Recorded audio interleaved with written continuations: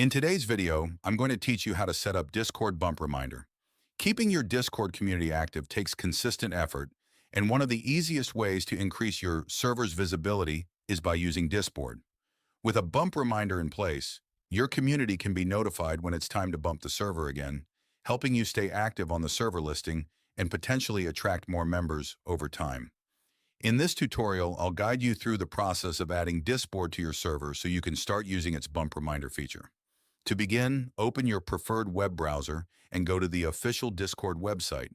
Sign into your Discord account if you haven't already. Once you're logged in, you'll arrive at the Discord home screen where you can access all of your servers and direct messages. Next, locate the server where you'd like to set up the Discord bump reminder. You'll find all of your servers listed along the left side of the Discord interface. Click on the appropriate server to open it before moving on to the next step. With the correct server open, look near the server name and open the server settings. This is where you'll manage your server's configuration and access additional tools that can extend your server's functionality. Inside the server settings menu, locate and open the app directory. The app directory allows you to browse and add apps that integrate directly with your Discord server. Once you're there, click the search bar and type Discord. As the search results appear, select the Discord app from the list. After opening the Discord app page, click the Add App button to begin adding it to your server. Discord will display a setup window asking you to confirm the server you want to use. Review the information carefully, then click Continue to proceed. The next screen will display the permissions that Discord requires to function properly.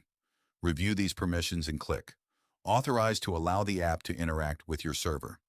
This is a standard part of adding trusted apps to Discord and ensures the bot has the access it needs to provide its features.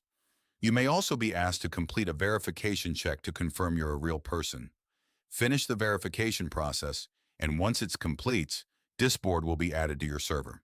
With Discord successfully integrated, you can begin using its bump feature. After members use the bump command, Discord will keep track of the cooldown period and provide a reminder when it's time to bump the server again.